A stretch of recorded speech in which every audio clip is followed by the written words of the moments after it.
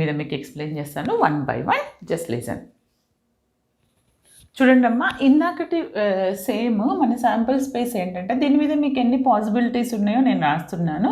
ఇది అర్థం కావడానికి మీకు ఇది వచ్చినట్లయితే జస్ట్ వినండి, ఎందుకంటే ప్రతిదీ వచ్చినట్టే ఉంటుంది సిఓఎస్ఎంలో, కానీ ప్రాబ్లం చేసేటప్పుడు మనకి కొంచెం కాంప్లికేటెడ్ ఉంటుంది. దయచేసి వినండి.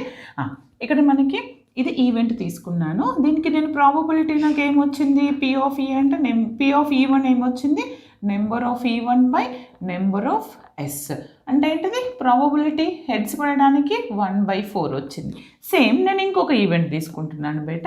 సెకండ్ ఈవెంట్ ఏంటిదంటే గెటింగ్ 2 tails. 2 tails పడడానికి ఏంటి, నాకు 2 tails అంటే మనకి 2 tails ఎప్పుడు వస్తుంది, ఓన్లీ 1 కేసులోనే వస్తుంది.